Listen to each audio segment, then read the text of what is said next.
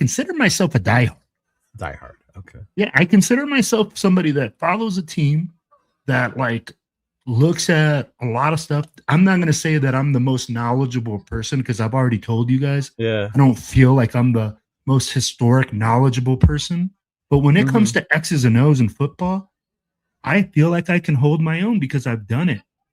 And I've done it at a professional level. So at the end of the day, that's where I tell people, I'm like, I'm a fan of the game. I'm a fan of the mental aspect of what the players go through, and that's where I look at it. What about you, Jeff? Would you consider yourself a super fan? I'm a dedicated diehard fan. Yeah. Yeah. I don't consider. I think the whole term super fan's a little overused. First of all, I mean, there's an amount of dedication to doing what some of these super fans do. You know, as far as getting, putting the attire on that they do and everything. That's not me. Right. People have already told me, like, oh, you should, put on a fireman's, turnout gear and everything and be like Fireman Raider Jeff. And I'm like, oh, but then I would think you're copying Homeboy in New York. Yeah, that's it too. It's like the only thing I've ever thought about doing, in all honesty, is because I've got a bunch of left old helmets, was converting one of those over to like a Raider helmet. Do it up nice and everything. So I would wear the games. Right. As far as I would go, Right. But I think being now part of the Black Hole and wearing the vest, that's my persona. Okay. That's how I'm looking at it. That makes sense. Yeah. That's about as much of a super fan type outfit you're going to see on me as my vest. And then I represent with the patches I put on there. Right. Other people that, I've interacted with. They give me a patch. If, I got the room, I'll put it on there, That's about as dressed up as you're going to see me get in any type of costume. The super fan. Yeah. I mean, I get the ones that have been doing it for, a few decades. They were the pioneers in that. They're the ones that started that. That makes sense. Yeah. And that they've been the icons in that position, Then now you've got all these guys coming out of the woodwork with all these different. I mean, you got a Wizard of Oz group. Okay, you got a bunch of guys that dress up as Wizard of Oz characters. Right. You've got multiple Predators. Hellraisers, right? Hellraisers too. Hellraisers. You got a few of those. I've seen I don't know how many different variations of Beetlejuice. That's another one. Grinch, I see all the Grinch. time. There's multiple Grinches now too. The Joker. Who else? I'm sure there's a rate of Dracula out there. If there isn't, someone that one.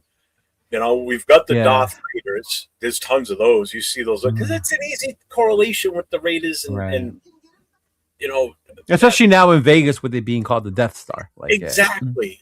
So I mean that makes sense. I don't know. I think it's a little too much sometimes. That's all. I get you.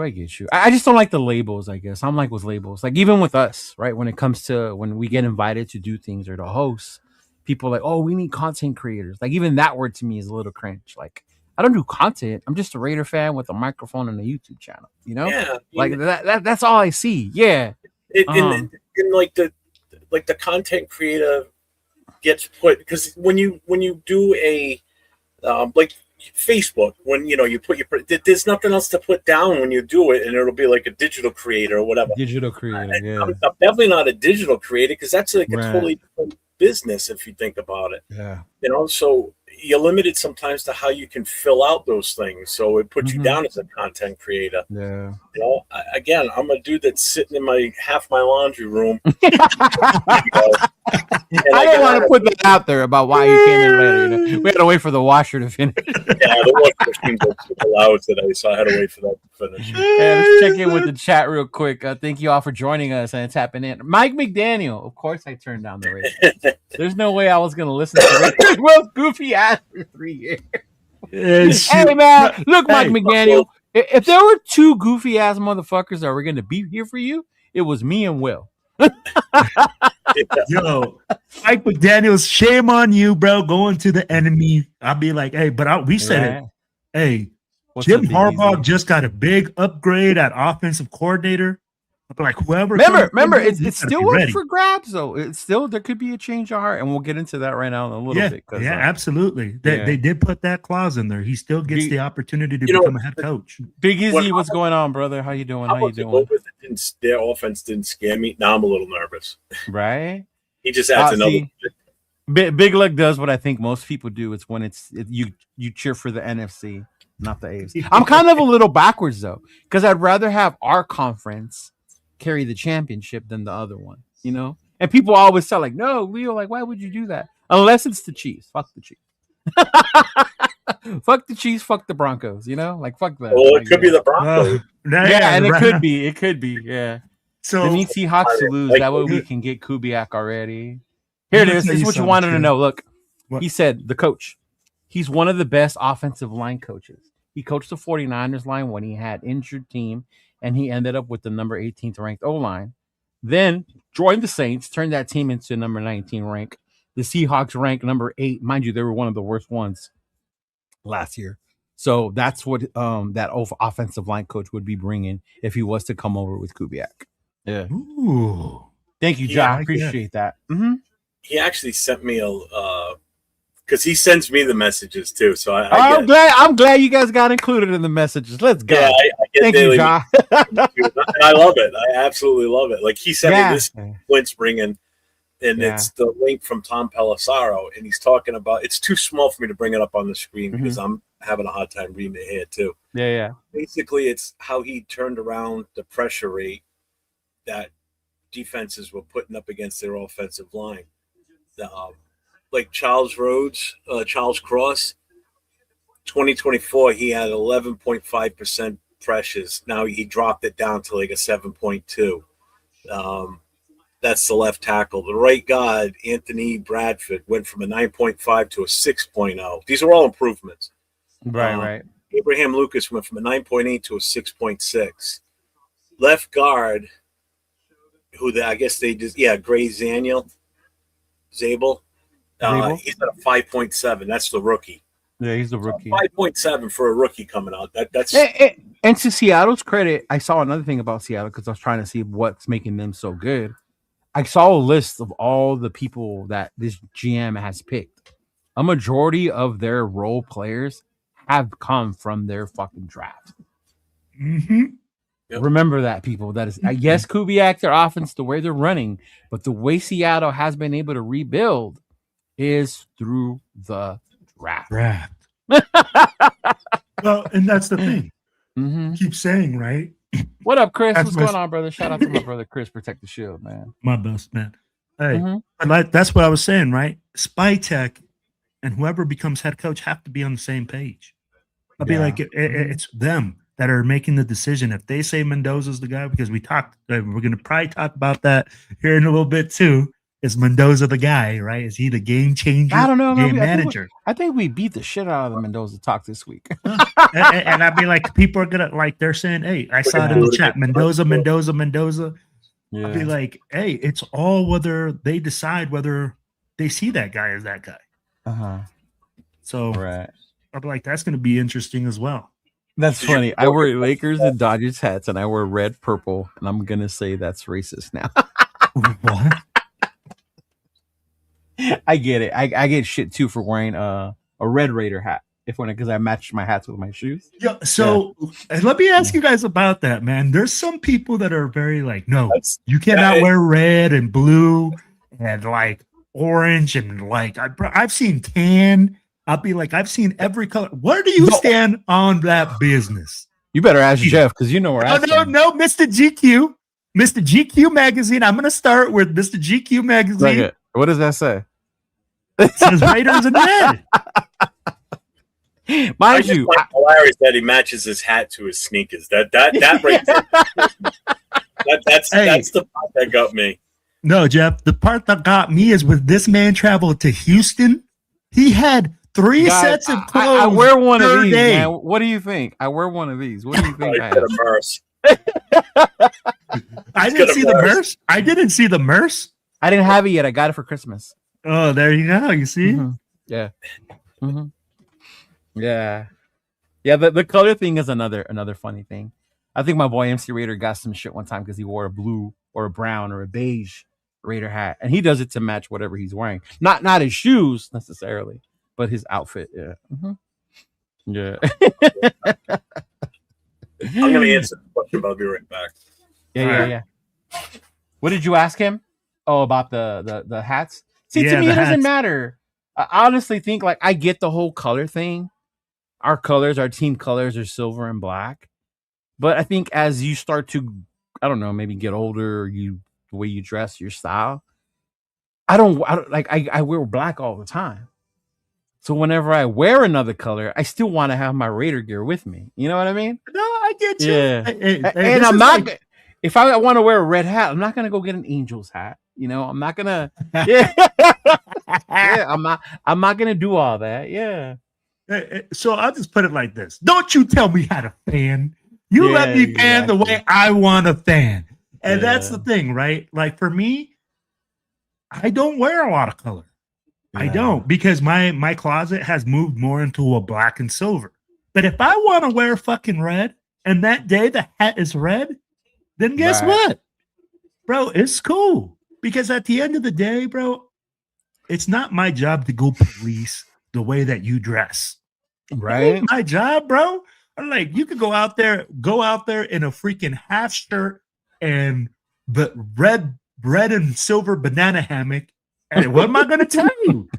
Like, yo, bro, go do you. Yeah. Like, hey, that's none of my business. Yeah. And this, I think, I shout out to Ja. I think this was his answer to what is a super fan? Is it someone who supports them every day in the first one, and to be at the games, and the last one to leave at the games? And I like that. Another part I would like to add is I don't think you have to be at the games either. At every game, it's hard. It's hard. It's hard because it's hard. Yeah, it's hard. Yeah. But I'll be like, I'll tell you like this: if you watch the game, every game, and you are intent on what's going on with your team, and you watch it from beginning to end, because it's been hard this year, bro. I'm telling you, it's been hard. That sometimes I've thought about switching the channel. I'd be like, that Chiefs game, that 31-0 BTA, and that freaking Philly game that we took.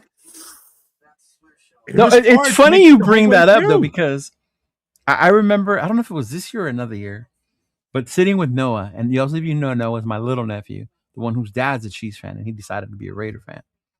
And we were sitting there watching the game. Look at him! There you go. See, talk about the craziest colors. Laker Raider fans are dying watching your shirt right now. But you see what I'm saying? And this is where I love, like, when we're able to see this, right? Because we're all over the country. Yeah. Like, literally, James or Jeff's in New England. I'm in Colorado. You're in California. Mm-hmm. Southern California. All Raiders. You're in SoCal. We're all Raiders fans. Yeah. But guess what? Jeff has a different baseball team. I like that, Jeff. You know? I like that. I think that looks dope. For St. Patty's Day a few years ago, we were going to a party. Now, I got tons of green, actual, obviously fire department shirts and everything. I'm like, I want to be different. So I saw this online. I'm like, yep, I'm getting it. That's cool. I had one that said Saturdays are for Notre Dame football and Sundays are for Raiders. And they had like half the shamrock and then half the shield. Yeah. Oh, that's pretty cool. Mm-hmm. Yeah. You know what, Leo? You're a Notre Dame fan in SoCal. Yeah. Mm-hmm. In the heart of Trojan country. In the heart of USC. Yes. Mm-hmm. So I'd be like, during some of their greatest times too, right? I had to endure the Reggie Bush era. I had to endure the season Caleb Williams put belt to ass on us. Like I had to endure all of that. And that's why I'm like, bro, like it's hard for me to say people need to like cheer for the team in your city. When I see people like this all the time. And here, I'll tell you what, Paul? Especially in Colorado, maybe Jeff gets the same thing. They go like, you're a Raiders fan?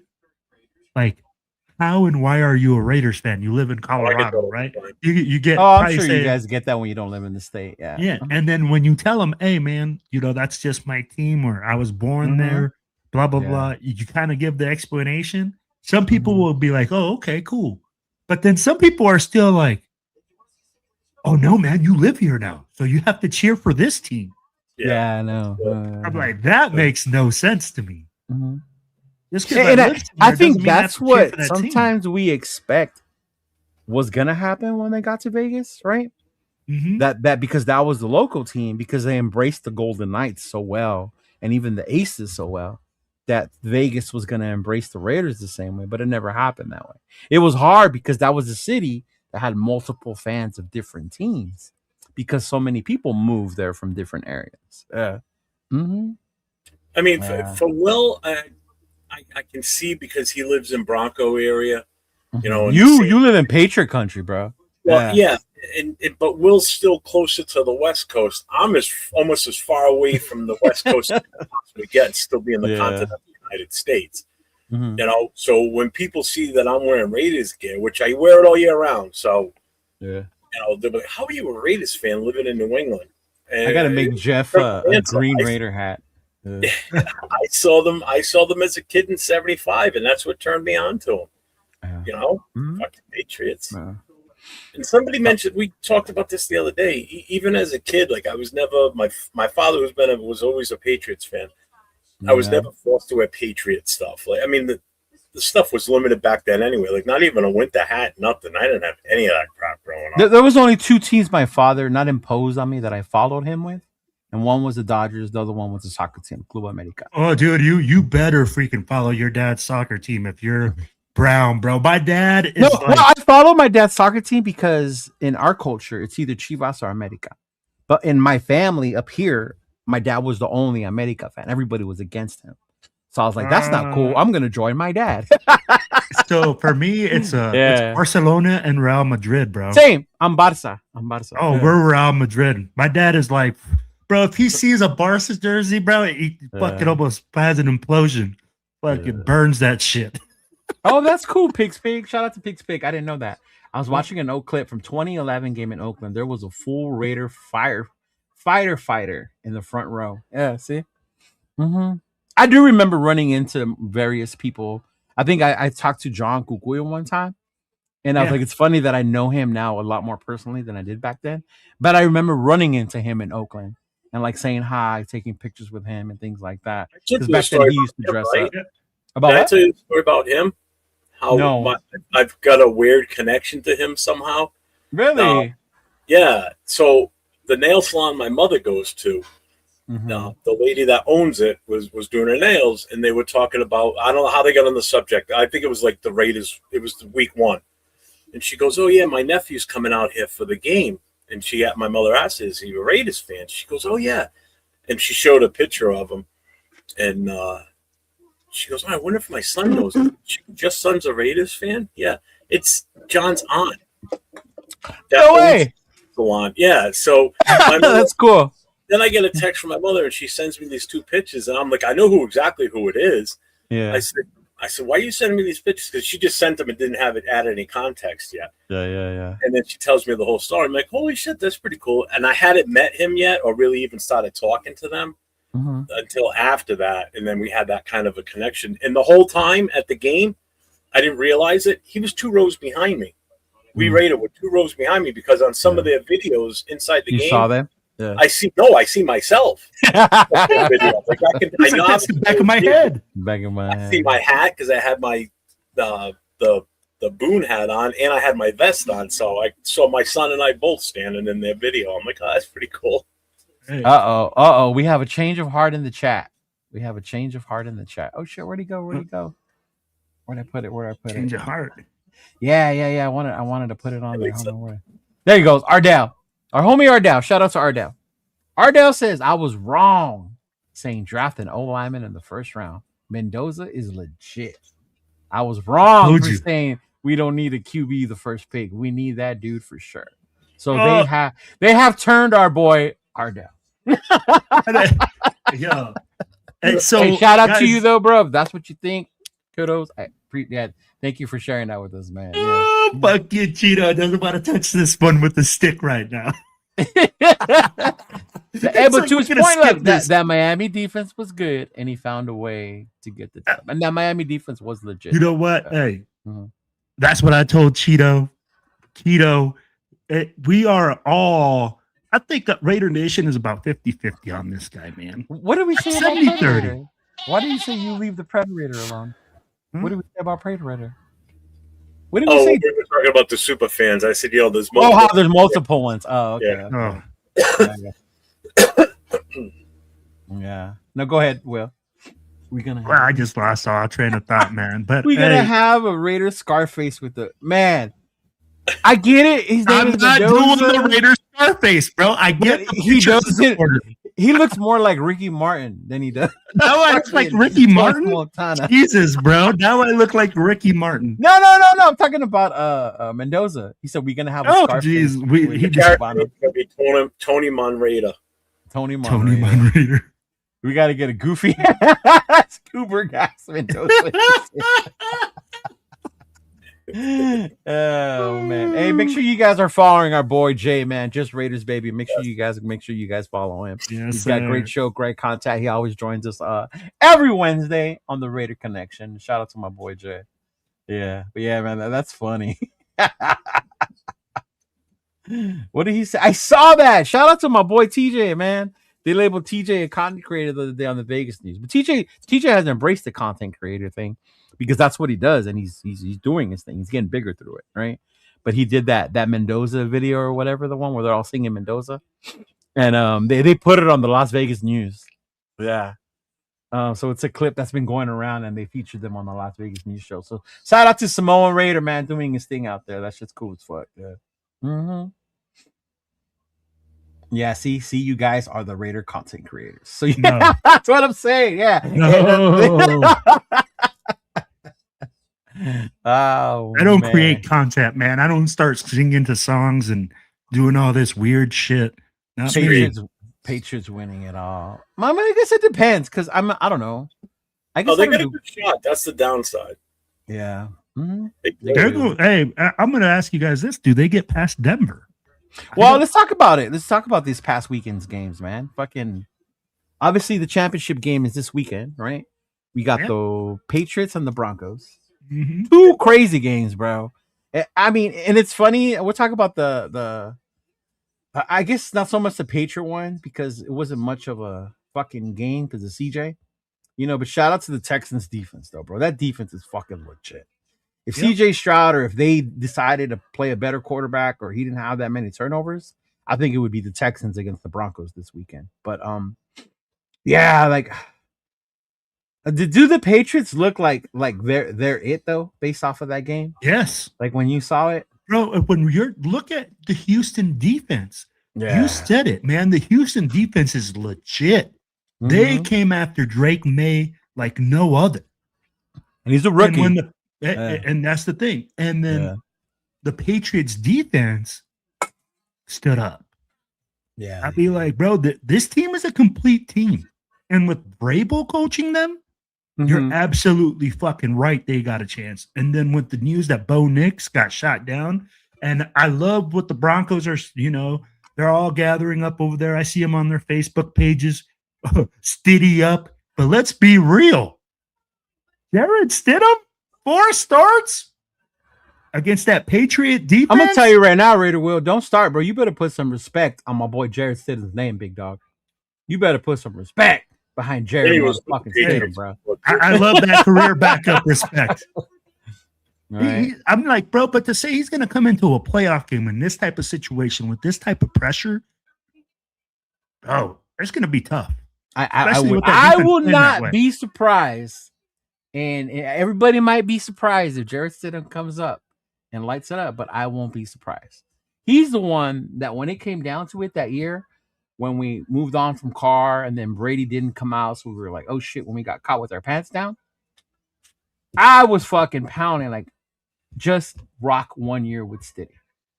McDaniels traded away for him for a fucking reason. He brought him back.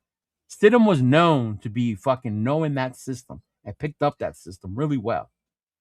So if we would have rocked with him instead of getting Jimmy that year, I would have liked to seen that shit, bro.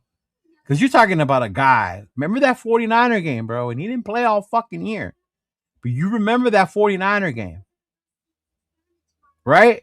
And to see what he did coming in that game, having sat the bench all year long, and the way he picked up that offense, he ran McDaniel's offense a lot better than Carr did. And I like Carr. I was mad what happened with Carr. I just don't think City got a shot. And there's a reason Sean Payton wanted him there and has kept him around, right? So I'm just saying, don't be surprised if Jared Stidham goes out there and does some nasty work, man. I know what y'all show, but I just want to pull this quote up. And this is why I think Sean Payton came out the other day and said, I'm not worried. That's what I'm saying. He's not. He doesn't have that deer in the headlight look after the quarterback went down. He's not worried, bro. So yeah, we'll see. What's your take? So heavy for the Broncos because I think the Broncos will get. And that's the part that hurts. It's like I cannot be out here willfully cheering for them either. No. I just to shut up these local fans around me that are just all Patriots are one game away from going to Super Bowl. I just want that over with. If anything, I want the Broncos to win too. First round, but nobody wanted to listen to me. I want to avoid the talk of the Patriots dynasty is back. Like, I don't want that shit to start again, you know? Yeah. Well, like, they took a 5-year hiatus. Now they're back. No. And let's be honest, even if they do win, that's far away from saying a dynasty. Not the Patriots fans. They're ready. They're ready to step that shit. They're ready. I get what you're saying. I get that Patriots fans will start jumping on the train that we're back. Vrabel's going to bring us back to championship, blah, blah, blah. But to build a dynasty, Cheeto, we're talking a dynasty is not. Oh, no. I hear what you're saying. That's 3 championships. I just don't want to hear. So to that, just so JT understands, there's 2-3 championships. So would the Dodgers be a dynasty right now? Oh, we'll save that for another conversation. No. Yeah, we're a dynasty. I'm going to touch on it right now. I don't. And I'm going to tell you, people are going to say the Dodgers are bending the rules by spending too much money. There aren't any rules by spending too much money. Yeah, and it's funny. We'll bring that conversation probably after the Super Bowl. But you want to talk other sports, like the baseball thing is a huge one with the salary. Yankees did that for years. Everybody's done it. Hey, here's the thing, so right? It's nothing new. It's not like the Rams. It's not like the Dodgers are doing this for the first time ever. Do you guys think football would be different if there wasn't a salary cap? Like, would we see the same shit? Like super teams? If there was no salary cap, my God, it would be insane. It would be insane. So teams like the Cowboys, who have a lot of money, would just fucking buy everybody. And that's just it. You would have the teams that would excel every year because they can afford to bring in all the names and spend all the money, and they're going to basically buy themselves championships every year. Like, remember in the 90s, it was the Niners and the Cowboys. That was it. Niners and the Cowboys. Yeah. Niners and the Cowboys. Yeah. Before the salary cap, it was a free-for-all. If you could afford the guy, you got him. If you had the money, you were paying it no matter how ridiculous it was.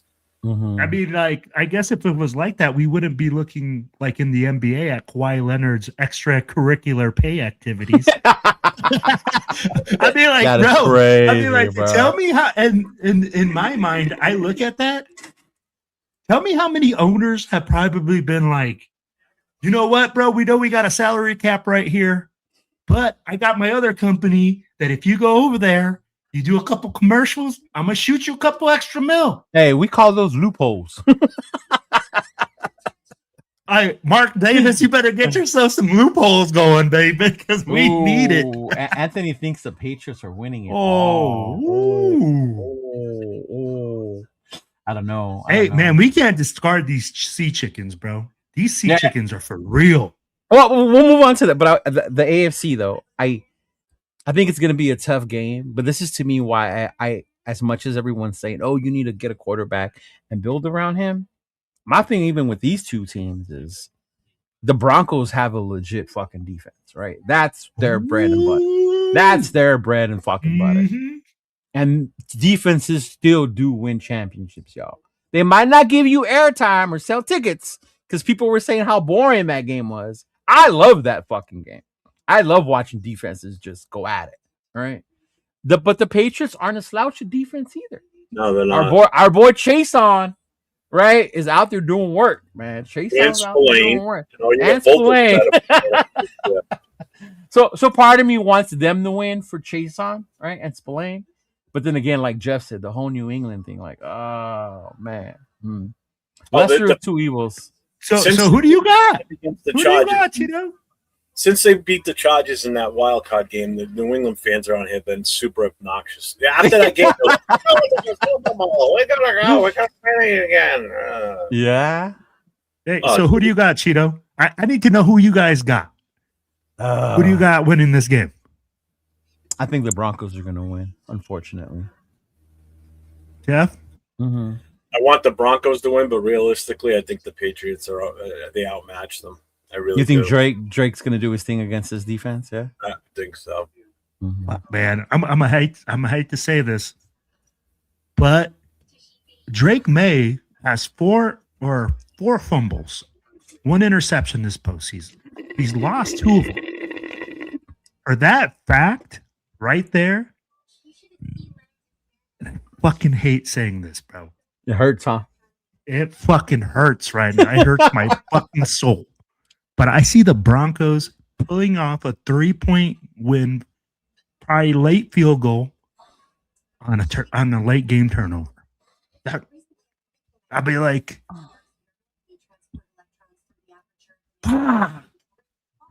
let's move on.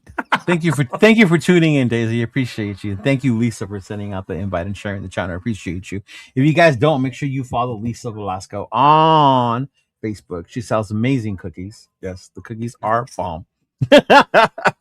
She is the cookie girl. She is the cookie girl. Are they special cookies, Cheeto, or are they regular cookies? They're Does she make special cookies? Ooh! Does she? I'm not aware of the special. You just cookies. asked it, so she's in the chat, so maybe she'll answer it. Yeah, Lisa, do you sell special cookies? Special Or just regular cookies? cookies? I just bought the regular cookies. I bought the regular cookies. Yeah. Yeah. But the NFC, bro. The Rams against the Seattle Seahawks, bro. Yeesh. Is this championship game one just like last year where it was both 1-2, 1-2? Oh, I don't know. I'd have to look that up. That's a good Was question. it? Oh no, wait, the Rams aren't 2. The Bears are. My bad, never mind. The Bears the were. Rams aren't. The Rams weren't the number 2, so never mind. I think they're like 5. Yeah, because the Seahawks won the division. Yeah. But if these games are anything like the regular season matchups between these guys, I hope the Rams 1-5. Yeah, I hope the Rams don't get a lead. Because even when I was watching the Chicago game, I was telling my dad and my brother, I was like, I'm glad the Rams are like this with them right now. Because if you get a lead on Chicago, something happens to Caleb and he turns it up a notch. And then they come back. And Seattle's been the same way with the Bro, Rams. he still turned it up a notch. I mean, like some of those throws, I was like, holy, bro, who does that? Going backwards, 18 yards deep, avoiding a sack, slams it in the corner of the end zone. A game-changing number 1 overall pick does that. That's what they do. But yeah. Mm-hmm. Well, hey, Yeah. but talking about that, Caleb also had a lot of people against him, a lot of dejectors, a lot of people saying, hey, this guy's not worth the number 1. I don't know about that. With Caleb, it was more about his him crying to his mom, him painting his nails. Yeah, it was extracurricular crap. It was, the doubts in Caleb was more about his toughness and whether he could run a team than it was about his football ability. Yeah. Toughness and the dog in him. My God. Hey, you guys got to read the article because we have beat toughness. My bad. But you know what, Jeff? I agree with you. I agree that it's overused, that people go like, hey, man, that guy's tough. They'll define toughness is defined differently for every player. And as a coach, like the one thing I do say is kids are tough by just coming out here and playing this sport. I never go and say, this kid got run over or something like this, and he's not tough enough. No, I'm like, dude, this kid is putting on a helmet and putting on pads and going out there and putting on what other kids wouldn't do. So that I do declare as tough, right? But again, I guess what Jeff was saying too, we go and we say, oh, these guys are tough. No, man. I mean, like, they are already tough by playing this game. At 34 years old, at 43 years old, if I was to go out there and play right now, bro, I'm probably gonna pull a fucking hammy in the first fucking on the first play in the first 10 yards. I'm pulling a hammy. That's it, Wilfredo. You join the get off my lawn crowd. You join the get off my lawn crowd. I mean, like a going back years, where like Lambert, break a leg and still go out there and play. Dude, that's ridiculous, right there. Okay, I got one for you. Yeah, Ronnie Lott. Travis Hunter plays both ways on the field. That's a special kind of talent. That's definitely a special kind of talent. That's a game changer. That is a game changer. Does that speak to his toughness, or like the other guys, where it's different than everybody? No. It doesn't speak to his toughness. It speaks to his ability. Because if you talk about toughness, right? What type of toughness are you talking about? Well, I think it's talking about coming to contact. That's what I'm saying. It's not easy to play both. I would that would be the one time I would sit there and say the he's got toughness in him, because it's not an easy feat to go out there consistently play both sides, not just like get out there. No, consistently like he did at Colorado. Yeah, not like Charles Woodson where he occasionally got to play wide receiver. That's different. This kid legit is the wide receiver, and he's out there for majority of the game playing at corner. So that's a different kind. But I'm talking the toughness, like, you go back years ago, like Ronnie Lott, like I said, cut. Finger. Stitch it up and go right back out there. A guy with a broken leg doesn't even realize his leg's broken because the adrenaline is pumping so hard, and he's still out there. Now that's toughness. Is that what happened to Bo Nix? That he didn't realize it was broken because of the adrenaline? Oh, no, he was hobbled right away. You saw it. Yeah. But have another play.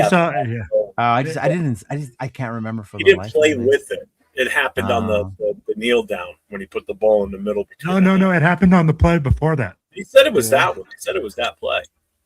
They said it was the play where he kind of ran to the left. Even still, the next play, he just had to kneel the ball down. Yeah. So shout out to Ja. I told you guys he's our updater. Jesse mentioned. Yep, See, I didn't hear he was. I didn't hear he was no longer interested in the Raiders. I know he canceled his interview with the Browns. He's already signed with the Ravens, bro. He signed with the Ravens yesterday. Coach in the middle. He didn't sign yet. That didn't come out that he signed overnight. Yeah. Bring it up. Show me where it says he signed. Hold on. Yeah. I was already looking at this morning. Yeah. Hey, shout out to our boy Martinez 209 bringing us the street knowledge. Red is norte, blue is sur. I'm from Stockton up north. We should wear red, but I live down south where they don't care. But I'm not a banger. I'm a lover. I like that one. Shout out to our boy Accelerator. Cheeto is a mobster. He has to color coordinate.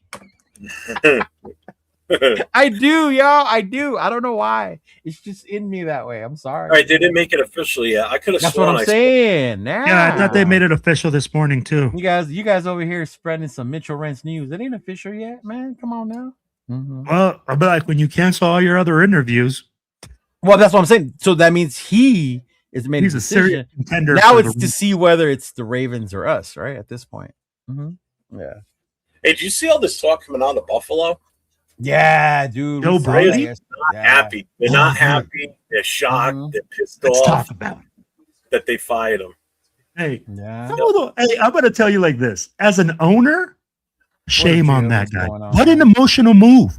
How do you come out in a press conference? First of all, you bag your coach. You're like, well, Josh Allen was crying, and he was just so emotional. So I fired the head coach. And the GM drafted Keon Coleman. They have a video that came out. And it says, Keon Coleman, I can't wait till he runs a 4.57. So I did see that. Yeah. Bean. Mm-hmm. And the owner goes, it was the head coach's decision to draft this guy. This guy literally looks unprepared and literally put his name on probably one of the worst owners right now in current sports, just in one move. The GM up there, there's some shit going on up there. So with that being said, and I know our boy Marky Mark gets a lot of shit, Mark Davis. Shout out to Mark Davis for not being an owner like that. How people give shit. Our owner's not like that, y'all. He may look goofy as fuck. He may eat at P.F. Chang's and be out there with young girls, right? All that shit. But he ain't up there making us look even more fucking dysfunctional than we know we are. I get the texts or the Instagrams. Listen to some of the things that the players and other people had said. So Cameron Wolf goes, I talked to 3 Bills players this morning who are just learning the news of head coach Sean McDermott was fired. They were all shocked. He goes, one text I got back was just basically WTF. Deion Dawkins stated, true leader amongst a world full of alphas, honored and truly best to learn under our time. McDeasy, you are truly one of them. One of the I heard about Deion, and he's a big one. Yeah, he's a main player for them. Mm-hmm. Yep. Mm-hmm. Eli Anoku calls McDermott a scapegoat firing. Right, bro. Defensive tackle Jordan Phillips on Instagram. This shit here is so stupid, honestly sickening. The best coach I've ever been around. Damn. Yeah. Keep going. I like this. I like not being the most dysfunctional team out there.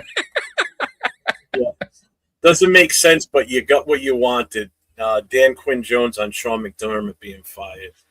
Damar Hamlin, a true leader of men. Thank you for everything on and beyond the field. We love you, coach. Well, that was homeboy that had the heart thing, right, on the field. Yep. Yeah. Mm-hmm. And he's actually been pretty good since he's been back now too. So I mean, a lot of them are saying scapegoat's another one. True leader of men and culture builder. He will land right back on his feet. That was from Dean Marlowe, another coach.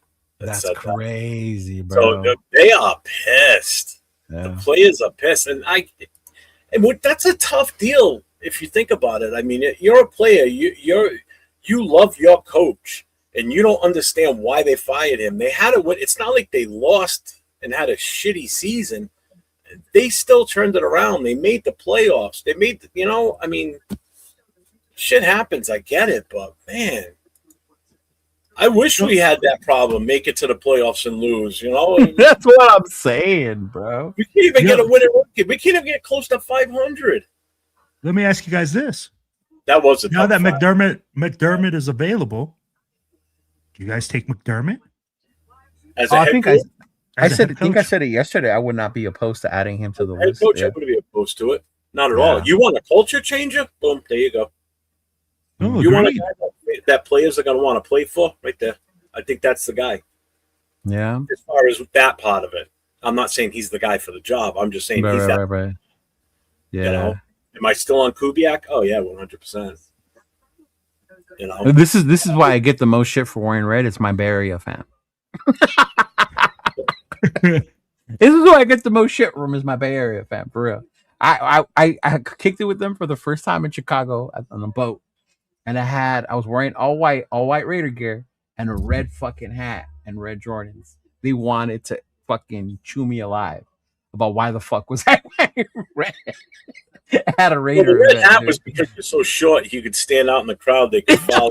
Oh damn! The red sneakers were in case they fell down, they could see where you were. Oh man! What are you talking about, bro? I keep saying Cheeto is a big guy, bro. I know that everybody says he's small, 5 foot, but I'm gonna tell you the first time I met Cheeto, Jeff. We're at Richmond. What was no. I met you before, bro, but this is because Cheeto's up here and I'm down here. So like he kind of ignored me, just walked past me, did the wave by, because he's so famous, the famous Chidolinus. We're at Eye Candy. Yeah, that's exactly what us, bro. We're at Eye Candy about 2 years ago. We're sitting out there and I'm like, for the Panthers game? Yeah. Oh my God. So he's walking, and I think it was Saturday night. He strolls in. He strolls in late. Late is like not even like casual late. We're talking about like you got to be VIP status late. Nah, right? That's not true. He walks in. He's walking with Mario, and everybody's like, "Oh man, hey Will, that's Cheeto. That's Cheeto-litis." I'm like, where? They're like, Cheeto-litis. And I'm like, Cheeto. He's so full of shit, man. Bro. Like literally gives me the little wave. I couldn't even get a picture, bro. The man was already busy taking other pictures. I'm amazed he wasn't citing titties and babies. By the time I got over there, That is not Signing titties and kissing babies. hey, bro, 100%. No, not a lie, bro. I got people that will back up the story. I'm telling you, bro. I got one of these. I got the. So I presidential wave. I will add this. I will tell you how it can look that way. I'm going to tell you how it's not me because I'm not like that. Because what actually happened, me and John showed up early because I get anxiety if it's too many people I don't know. So me and John showed up way before anyone got there. And we got a little table inside. And there was this dude that had just got married. And he became a Raider fan that day because he liked my Max Crosby shirt. That was when they came out. So we sat there. So people started coming in, saying hi. The Black Hole had came in. It was Mark, a couple of the super fans, right? They came in with like fucking sparklers and like making noise as they walked in because they had their own little VIP area in the back. So what he saw was MC Raider got there later with his wife. So Mario hit me up. Hey, Cheeto, where you at? Because by then it was packed. So I went out to go get MC Raider to bring him to where we were sitting. So when I came in, it looked like I was late as hell coming in. But that's not what happened, bro. Sure. That's what we all say, bro. Look how intricate that story was. Oh, man. I'm telling you, Jeff, bro, you see VIP, bro. That's the only way you see Cheeto. The Cheeto Lounge. I'd be like, come on now, bro. He said, when is Cheeto not VIP? Titties. Oh, man. And mind you, that was, for me, that was year 2. So the year prior, I had met like DJ Steph and Samoa and Fitz and them the year prior. And that was all I knew. And I had just met Matt from West Coast Pirates. Yeah. So then that was when I met them. And that's who I was hanging out with mainly was West Coast Pirates. Matt, shout out to them. Actually, I didn't know you were there. My bad. But hey, I hung out with the. You see, bro. Hey, like I said, Cheetos. I'm not even gonna lie. I didn't even know who Will was back then. I didn't. I hung out with the Arizona people for the first time because Queen V showed up.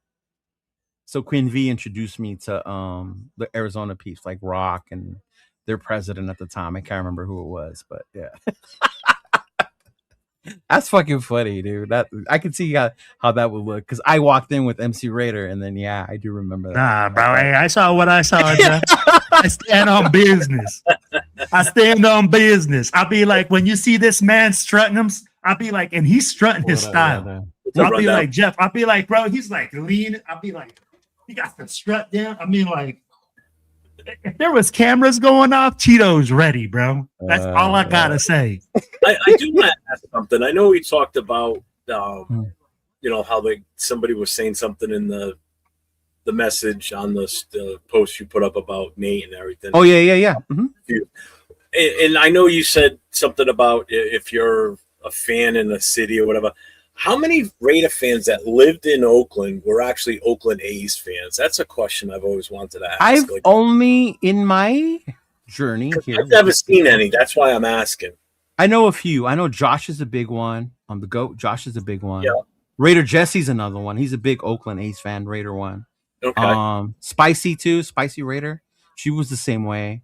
They were both thing, and I think that's because they're from that area.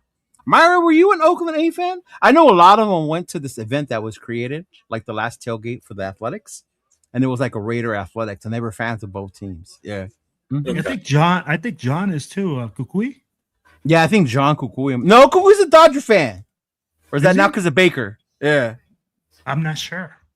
He's a big Dodger fan now, so yeah, I don't know. What about Cisco? Is he a? Cisco's A's, right?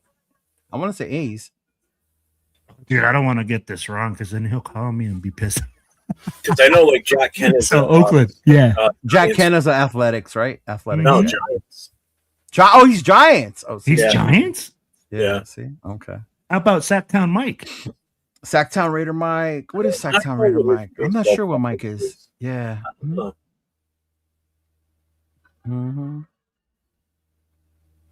A third. What are you talking about, Jason? I think a third would be fair. For what? I don't know. Mm-hmm.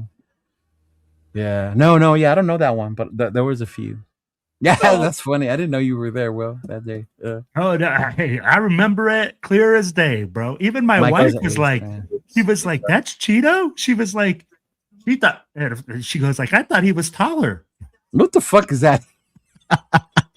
Well, my wife is short, bro. Yeah, my wife was like, she thought you were like, and you're not short either, bro. Like I said, you're like 5'8", right, Cheeto? Yeah, 5'8". Mm-hmm. Mm-hmm. Midgets. How tall are you, Will?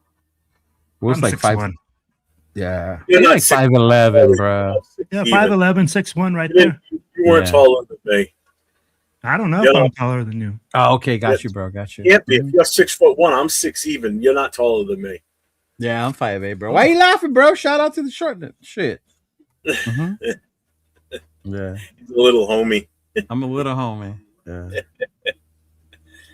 And it's funny when I hang out with Chris, Severe. Well, Turf is about the same height as me. Yeah, especially Severe. Severe fucking just towers over you.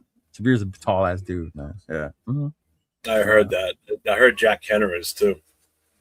There you go. He's like, I could be your security. Bro, hey, this man needs no security, man. I'm telling you. Everywhere Cheeto Rose, Cheeto Posse is tall.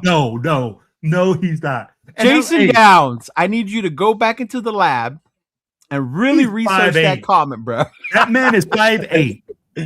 Hey, that's and Jason, I'm going to tell you, Jason? Yeah, Jason Downs. Hey, so, did you guys share that video where that guy came out and he was saying, "Hey, the Raiders are better off getting Kyler Murray instead of drafting Mendoza"?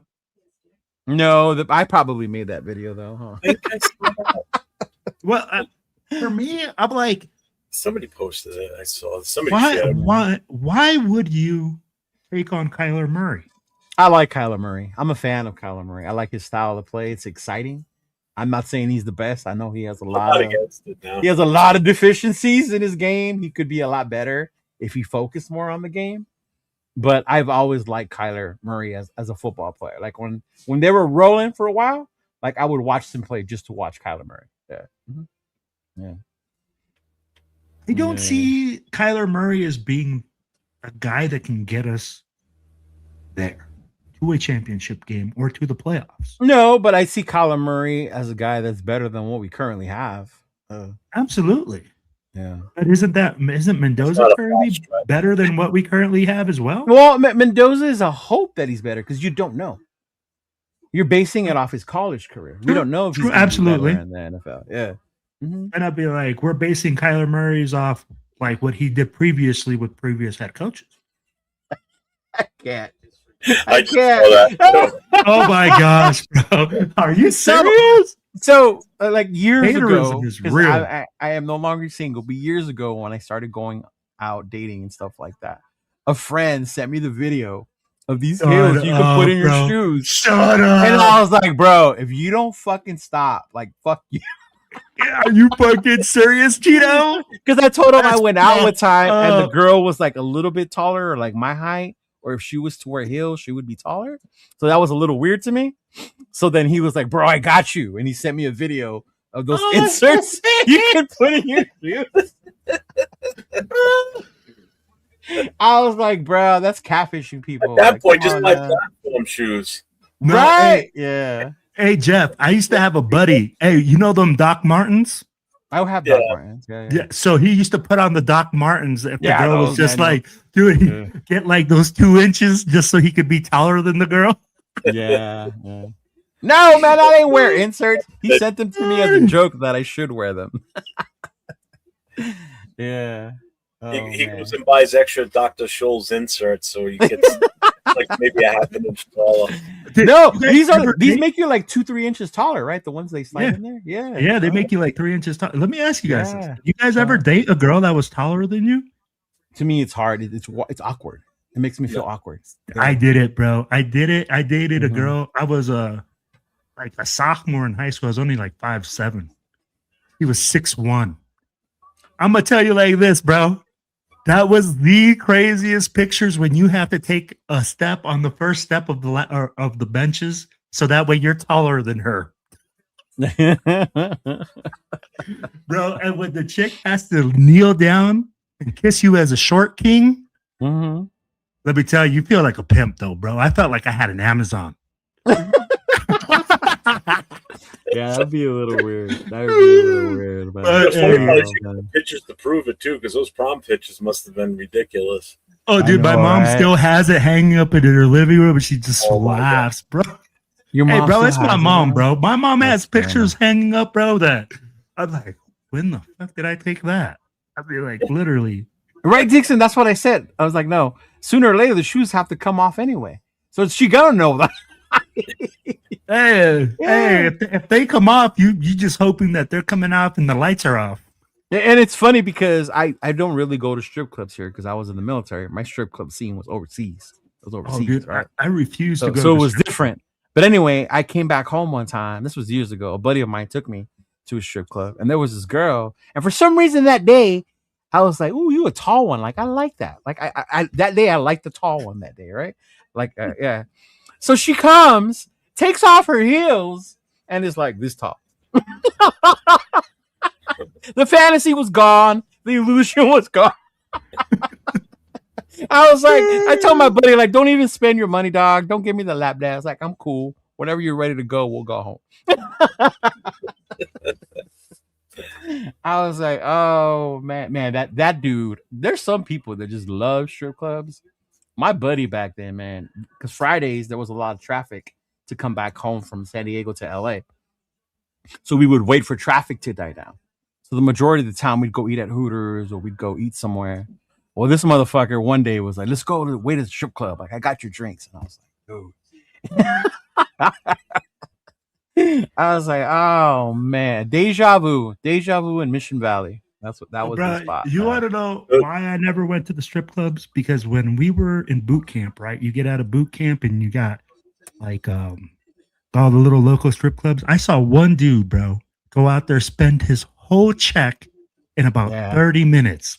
Yeah, I seen that. Yeah. Mm-hmm. And he came back with just a pair of underwears, and he thought he was on Sky 9 because he got her number, that he was going to call her, blah, blah, blah.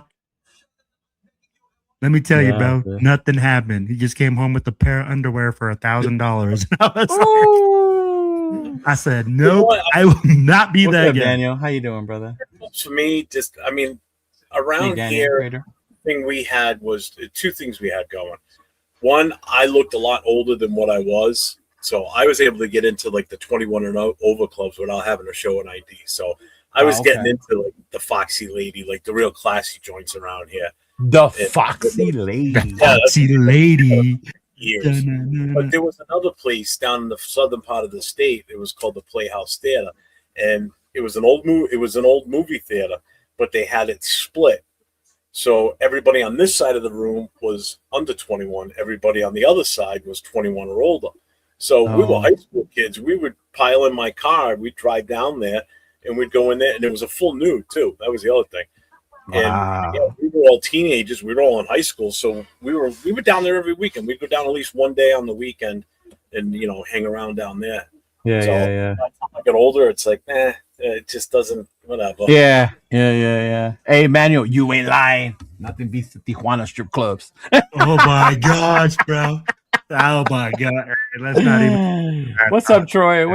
I know, right? That's what I said. You said the Foxy Lady. That just sounds like a classy ass joint, dog. It is. It's the classiest one around here. I don't know how it is now. I haven't been there in probably about 25 years. What the fuck, Jay? Jay said I used to get free shows daily. Where? What do you mean, Jay? Where, dog? Where? Hey, shout out to you, Raider fan. Thank you for tuning in, brother. Get some rest. Sir. Thank you. Appreciate you. Hope you feel better. Yeah. He said nothing changed. You still get older. You get discounts. You get a discount. Hey, on a different note, did you guys see they finalized the top 5 for the MVP for the league? They did. No. They did. You got them? Yeah, I do. Go for it. Spit the knowledge. So we got Josh Allen. We've got Trevor Lawrence. Shout out to Trev. Go, Sunshine. Drake May and Matthew Stafford. They're all in the running. There's one additional person. Who do you think it is? So you said Trey, you said Josh, you said Matthew. Who was the other one? Lawrence. Okay. So So there's 4 right there, all quarterbacks. Who would be another one? Oh, this is a good one. I was surprised when I saw it. I didn't think that was going to happen. For league MVP, huh? Mm-hmm. Is it offense or defense? It's offense. Oh, shit.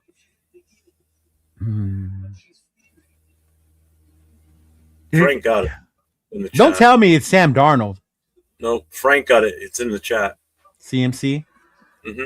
Yeah, I can see that. He That carried makes the fuck out of the They said he'd be the first player that be comeback player of the year and league MVP, right? In the same year. I could see that. So Christian McCaffrey has become only the second player to be a finalist for 3 AP awards in the same year.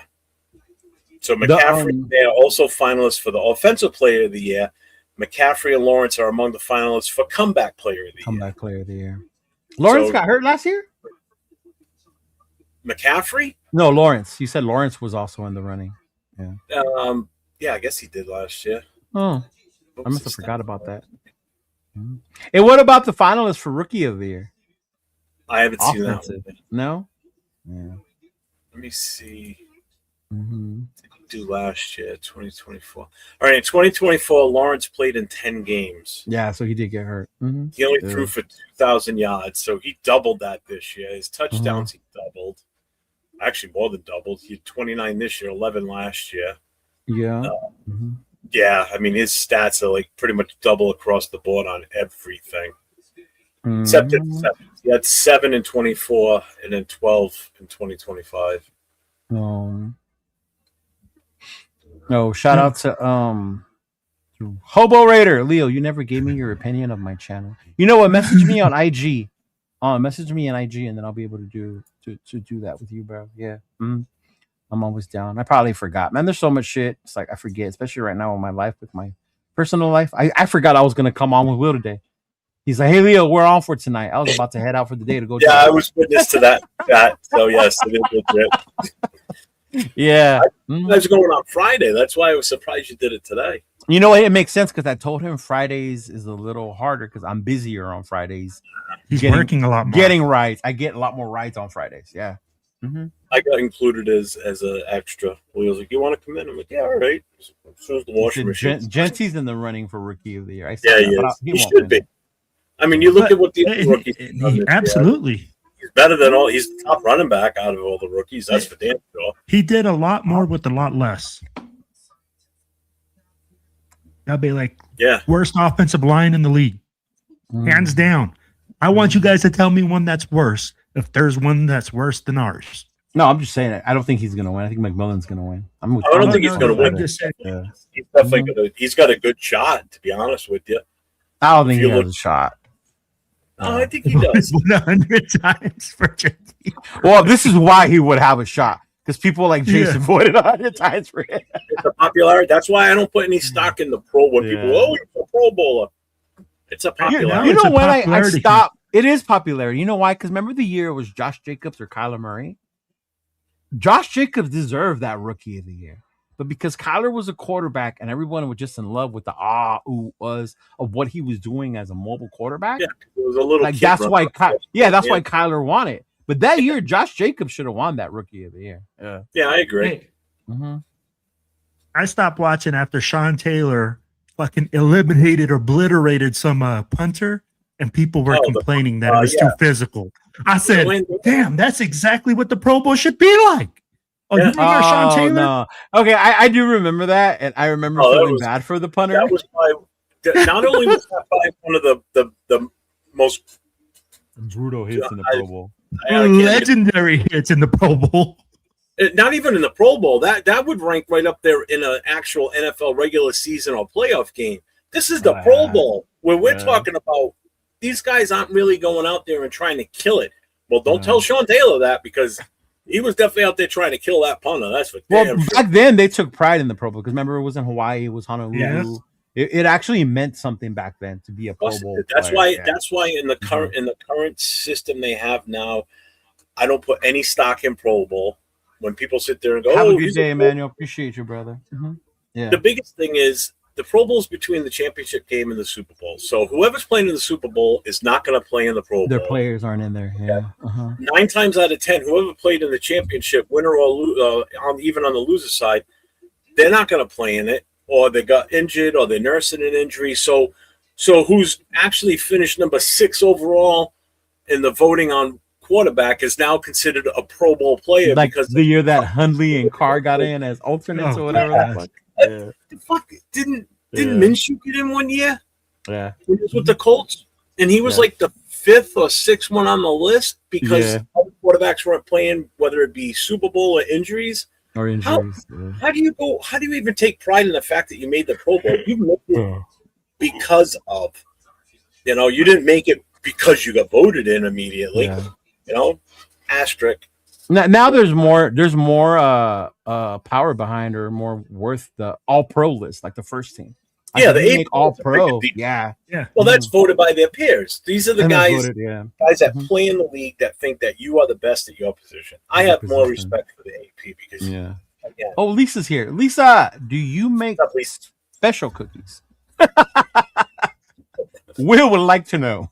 Hey, why are you throwing me under the bus? Because you're the one who said, are the cookies special? I said all I had was the macadamia and the chocolate chip. Massive news for the unemployed. Derrick Henry was traded for Ben Simmons and 2 first-round picks. What the? Nico Harrison? Oh, Nico Harrison. Gosh. Really, Nico? I just got that. Come on, man. Bowers lost to Jaden. Bowers did lose to Jaden. Yeah. Yeah. EA should set up an 11-11 on Madden game for the Pro Bowl. That would be way more entertaining. They used to have that on there. They used to have the Pro Bowl on. Remember on that? Yeah. But you know what? Man, the Pro Bowl has become like the NBA All-Star game. Oh, the NBA All-Star game is straight garbage. Did you hear who didn't make the All-Star team this year? Who? Or the starting 5 at least on the West? LeBron James. Hey, where's the applause button, Cheeto? Cheeto, hit me with that applause button.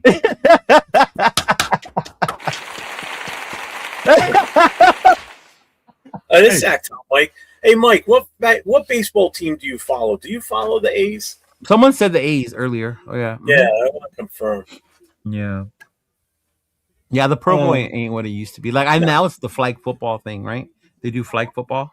Yeah. Oh, dude, it's because that was when Carr played, and then everybody said, "Look at him lighting it up out there," because he wasn't with us anymore. So he went with no jersey, remember?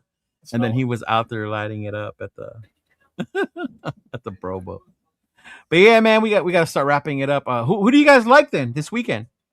Both games. I know we talked about the Broncos and the Patriots, but you got the Seahawks and the Rams. Hey, Jeff.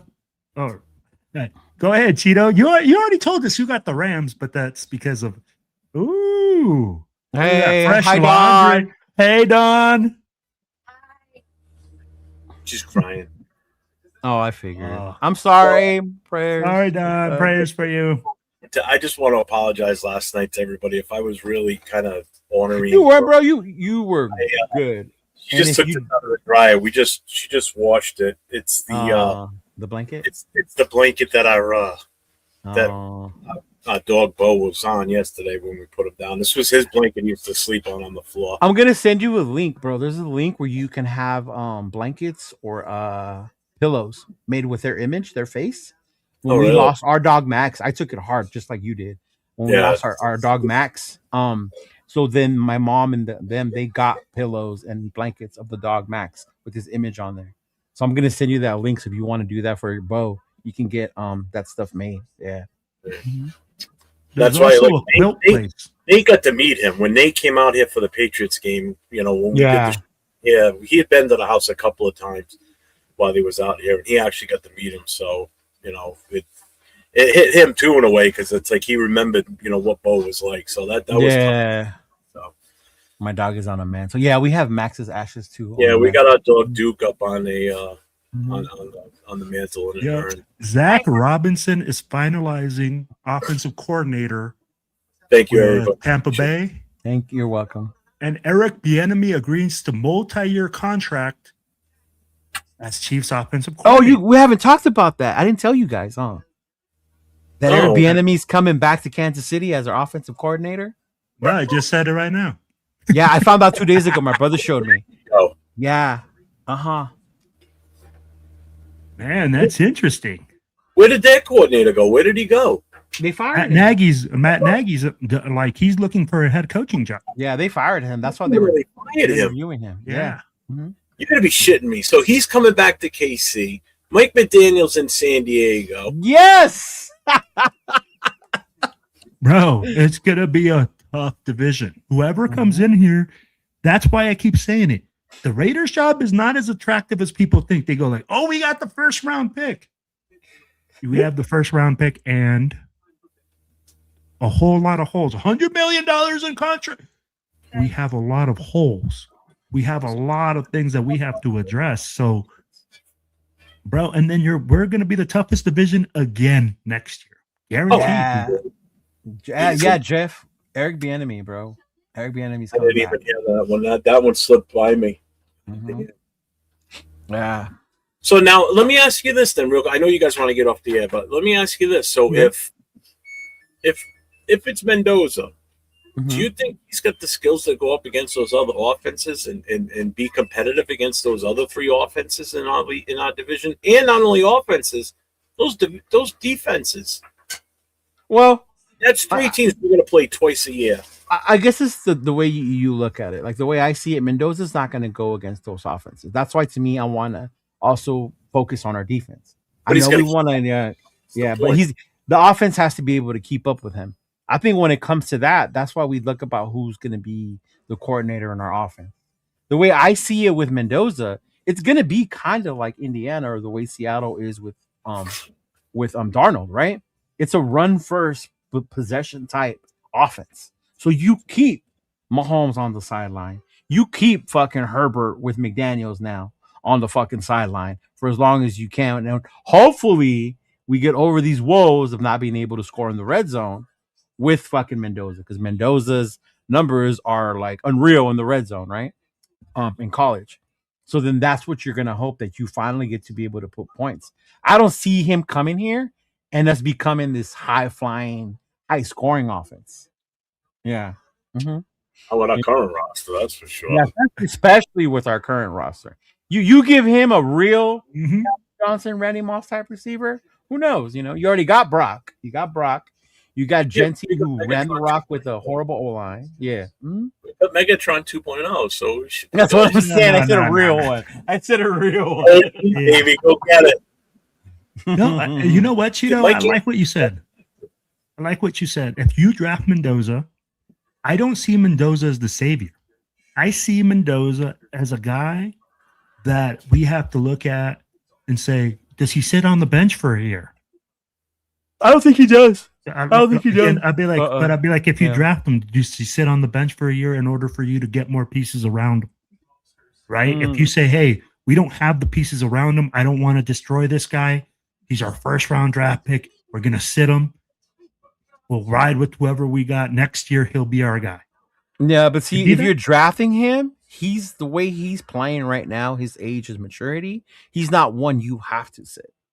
If it was more, we were taking at number one, right? Or number two, because he's 20, he's younger. He is one you would want to sit a year or two behind to be able to learn, right? Even if we were to get someone like Arch, I would want Arch to sit a year to learn. But someone like Mendoza, based on the season he's played, his age, his maturity, what his skills and intangibles are, you're drafting him that you're going to play him this year. How old is he? 23? 23. Yeah. Like, why can't he sit a year? He doesn't need to, based on what he's showing you. Well, like, if you feel like he's a game manager and not a game changer. Because you're saying he's ready to jump in and start right away. That's the whole thing with him. That's what the consensus is of why you need to take him. No, but I'd be like, if you don't feel that way, why are you taking him at number one overall? Because, like, again, and this is where it comes back to it, right? Are you gonna be? Hey, real quick. Shout out to Anthony. Don't any of you work? Hey, you know what? We don't, and don't rub it in our face. Hey. I wish I was working. I wish I like, still had listening. a job. Bro. I'm like, do you work? I'm done. I'm done working. Shoot. I appreciate you, Anthony. I'm not 40 anymore. Yeah. And this is where the dilemma comes, right? Because are you going to be in a position to draft a quarterback later on? Are you going to be in the position to do that next year? Are you going to be in the position to do that 2 years from now? This is that mentality. We always have to get a first round quarterback. We have to get the first one in the first. Well, and it's two ways, though. It's two ways. Jeff, it's two ways. Yeah, because he'll be 23. Mm-hmm. Yeah, and we can say this, Jeff, because we've also said you can't be scared to pull the trigger, right? We said, hey, we can't live under the Jamarcus Russell thing. And you can't. You know? Yeah. So it's a two-way street, and it's, again, that's why we have to say, hey, it's whatever the coaches evaluate. If the coaches think, hey, man, we can bring this guy on, I'm going to sit him on the bench, I'm going to freaking teach him. I just don't think they do that next though. year. Yeah, and I don't think so either. Yeah. But and I just don't see Mendoza coming out here. And if we do that, can you imagine whoever our quarterback is that we have next year, whoever it's AOC or whatever? If you do that, the second he fumbles the ball from the center, the second he overthrows our Megatron 2.0, right? Or he throws an interception, all you're going to hear is the ABBA song playing and the nation wanting that kid in there. The second he messes up. But are you going to let the fans dictate what you do on the field as a coach and as a GM? And that's what takes into matter, right? Right? Seriously. Yeah, we talked about it yesterday, right? With Max about them not asking him about the coaches. Me and Jeff were like, good. Don't ask him about the coach. You shouldn't have to, dude. And this is the thing. Like, look, dude, and I'm going to tell you like this. We were talking about the Bills owner. The Bills owner just came out and said that Josh Allen is going to have a heavy say in who comes in there. That's the problem. Okay? That is the problem. There is no leadership, right? You have to have leadership from the top down. When does the quarterback decide who's going to be the head coach? I'm sorry. The only thing the quarterback should have a say in is, hey, we're thinking about bringing this tight end, this wide receiver, or this running back in. Or what do you think about this guy as your left tackle? That's huge. If you're going to bring in a new left tackle, I want to know about it because I want to say, because that's my blind side. I want to make sure you should have a say in that. If you're going to replace Colton Miller, I'm going to need to know that you're replacing him. That when you're asking about a player that's different, who cares what's on the defense? What are you going to ask Josh Allen about a defense play? The head coach, that has nothing to do with him. He's gonna or even a receiver that they might be bringing in or drafting. Yeah. Mm-hmm. And you know what? I love what Ja just said, bro. What happens when you put Fernando Mendoza in and he's struggling and he's not doing well? Then you're going to be the first ones to say, he's trash. Why the fuck did he pick that's number fine. one? And that's fine because this is why I want people to go on Netflix and watch the Elway documentary because this is what happened to John Elway. Exactly what happened to John Elway because he went out there and he played like shit. And the fans were like, what the fuck did we do? Did we fuck up? And you know what? They pulled him, put in the vet for a little bit. Something happened to the vet. And then when he came back in, John Elway was like, okay, I got this. Yeah. Mm-hmm. Yeah. So sometimes you do need to have them sit a little bit. Yeah. Yeah. Yeah. And the thing is, and here's what's going to happen too. If he does go out there and he falters, not only are people going to be saying that about him, but all the people that didn't want to draft a quarterback and wanted to do other things like build the offensive line because an offensive lineman just can't hold his position, be like, see, we could have done something else and we would have had that position taken care of. Yeah. So either way, there's going to be happy and unhappy. So. Which goes to what Jay just said, right? The bus talk will begin. Trust, we did it with Gente. Yeah. No, and that's the crazy thing. I'm like, no success immediately when you're bust. Say it too. You watch, they'll turn on him as fast as you can imagine. And this is why I come back and say, hey, are we going to let the fans dictate what the team do? I mean, like, are we going to really be like, hey, you know what? Oh, the fans want Mendoza? I hope not. As much as we're out here yelling, cheering, doing this, if it's best for the team, fuck the fans, bro. I agree with it. Right? Like at that point, like I get it, but you're gonna get like to Jeff's. You're still gonna get the pushback. They don't care about us. Let's stop watching them. This is what we get. Like Mark don't care about us, right? Yeah. It's still gonna make that money whether you go. Right. Like Cheeto, why the fuck are you going there to support this shit? They don't care about you. All that talk will start over again. Your famous response when people ask you why you do what you do as a fan. What do you say to them? What do I say?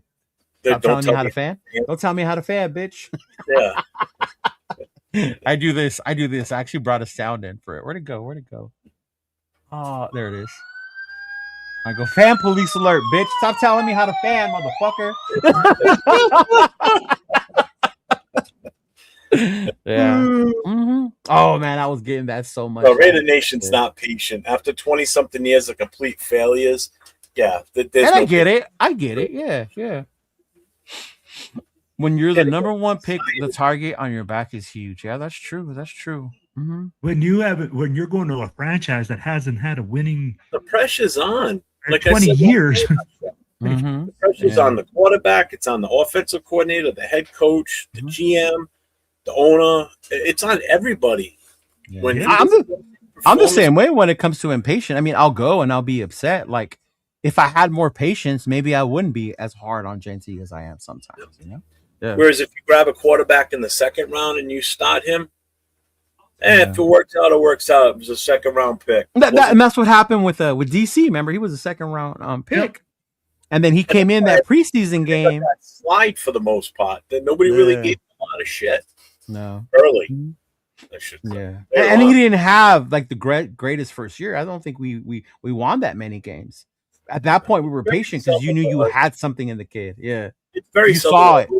Quarterback comes out and just lights it up. Like Jaden Daniel, that was an anomaly. You don't see that often. No, and that doesn't happen now. And when they do come out and tear it up, usually they have year 2 struggles, the sophomore slump, injuries, and that's what happened with Jaden this year.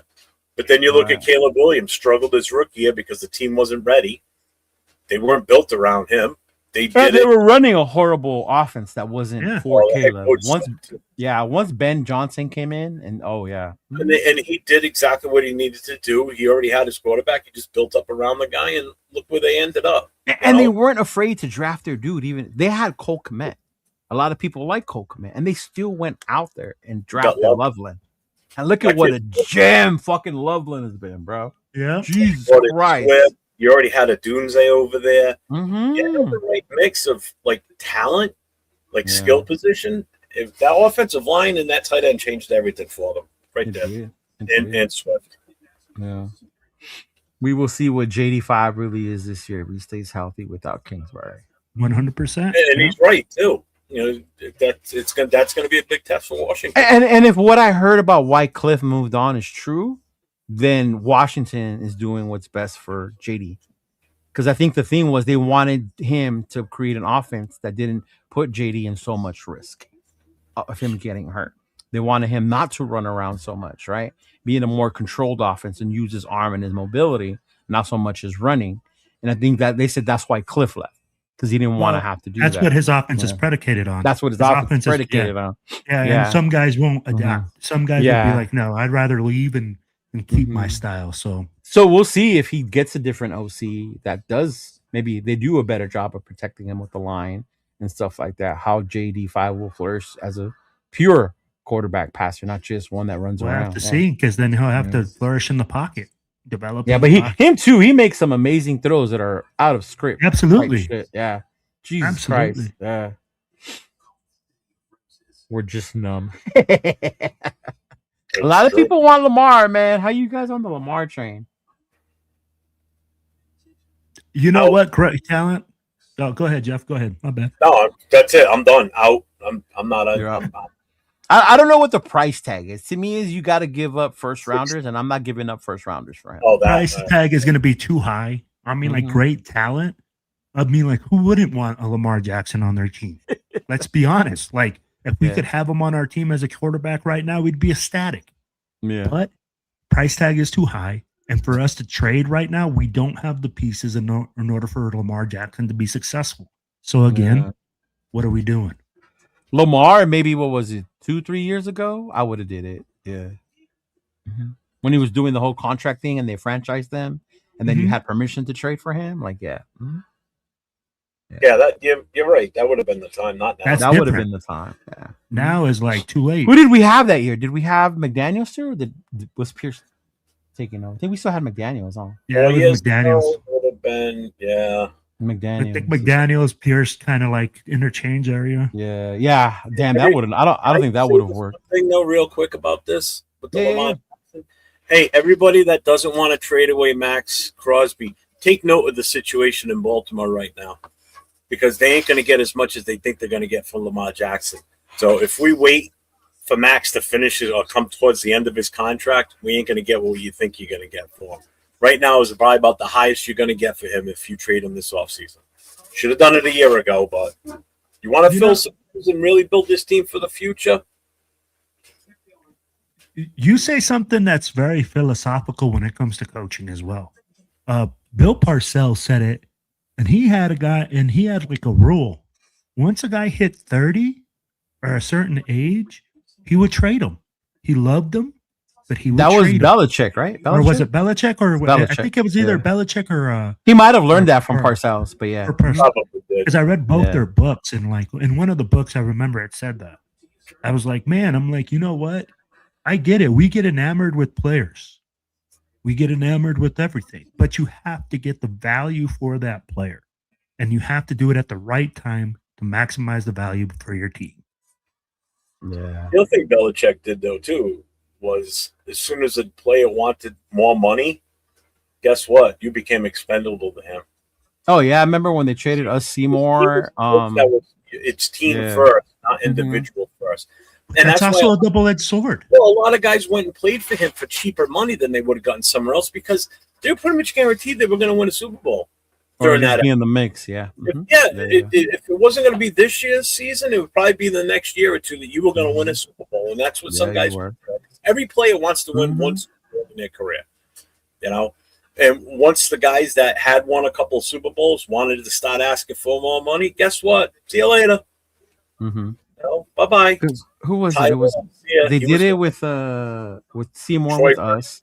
They had a really good linebacker that ended up going to Cleveland. It was the same thing. He was about to get paid. Yeah, they did it with a lot of their players. The only ones he was willing to pay was Tom Brady. Brady used to take pay cuts. It was Gronk and the other tight end, Hernandez. Those were the two that they paid. They paid Gronk and they paid Hernandez. Yeah. And their O-line quit after he stopped getting paid. Hey, Gronk quit after he stopped getting paid. He's like 30. He's like, fuck it, I'm partying my whole life away now. Gronk quit when Tom left. Yeah, he's like, that's perfect. That's exactly what he would do. He would trade you away sooner than he had to, rather than waiting until it was too late. And that's the problem with falling into with Max. I'm sorry, all you Max lovers that are married to him, take the ring off, because the honeymoon, the wedding, all that shit's over the world. Look, I'm putting my ring on. All right. Hey, you want to build for the future, you want to beat something, that's a move you have to legitimately think about. I want to do it, and I want to do it with him, God damn it. I'd be like, who wouldn't? I'd be like, I would love for Max Crosby to be here for us to win a championship. But Jeff's correct. If we feel that Max Crosby we have to move on from him in order for us to keep growing, right? Then it's about the shield. I think that's the other part too. When we talk about coaching and we focus on defense, that's the part a lot of us don't talk about or want to address. Like, can this new coach unlock Max next level? That's why I wasn't opposed to a Tomlin or a Harbaugh or even a Flores, right? Because they're defensive minded or whatever. Like, I think they can unlock Max's next level as far as the thing we've been waiting for, where you really can say and put him up there with Miles and I would even say Will Anderson now. To me, Will Anderson passed him by, right? At that next level as elite. Like, I want the coach that can unlock that part of Max. Not that Max can't do it, but I think sometimes you need that coaching to be able to get you to unlock that next level. Like, I saw a video of Parcells with Lawrence Taylor, the nastiest fucking linebacker, right? And he told Lawrence, he put an airplane ticket in his locker. And Lawrence Taylor was like, what the fuck is this for? And Bill Parcells told him, because he had difficulty against a left tackle for the Rams at that time. I want you to go to New Orleans and give your jersey to Pat Swilling and have Pat Swilling come play this weekend because he can play against this guy. You can't. And Lawrence Taylor fucking lost it, dude. Lost it. Was pissed, throwing shit in the locker room.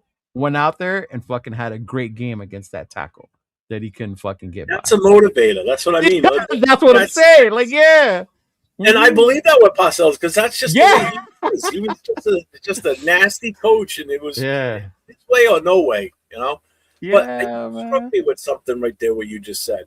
How so and so surpassed Max now. Have you noticed a trend with Max in a way? He's falling down that list.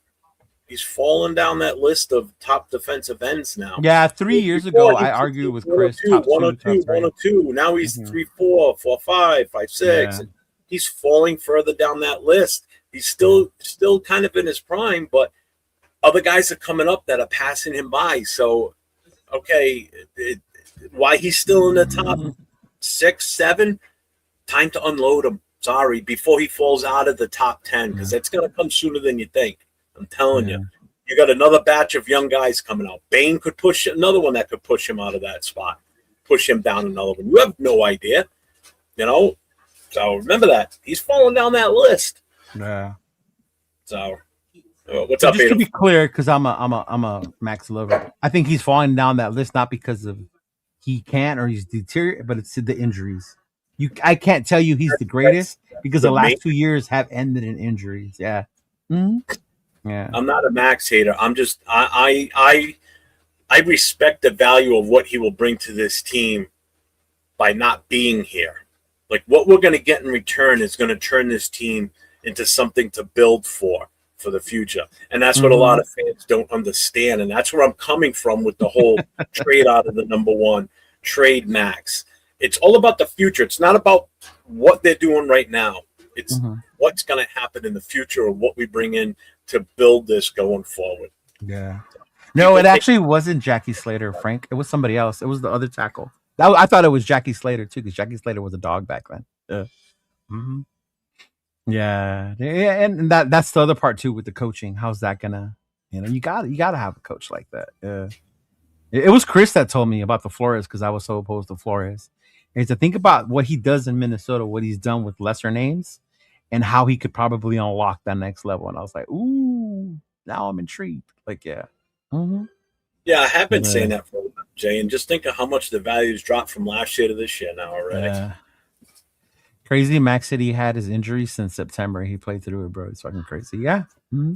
Yeah. Yo, fellas, I gotta bounce, man. I gotta go. Yeah. You guys got anything? Jeff, I know you got your show later. Yeah, Nate and I will be on tonight, 10 o'clock Eastern, 7 o'clock Pacific. I'm working on the finalization of the game that we're going to play tonight. We're going to do a little trivia. And can you guys pay attention to my answers, motherfuckers? Oh my gosh. No. I be answering it right, and you're like, oh no, nobody said it. And then he said, like, motherfuckers.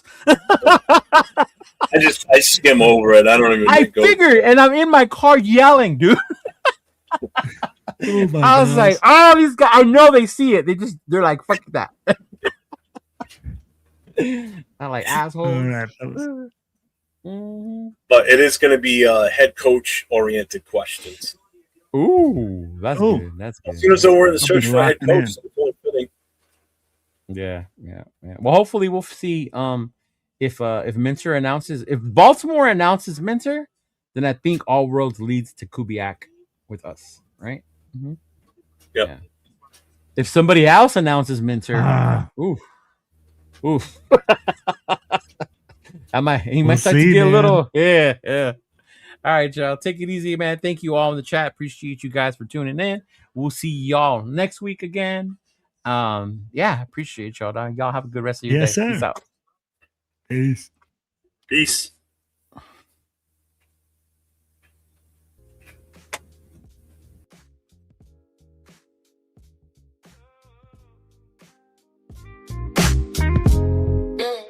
This is the Cheeto and Will show. It's the show where the hot takes fly and the good times flow. Talking everything sports, keeping it real with that smooth West Coast.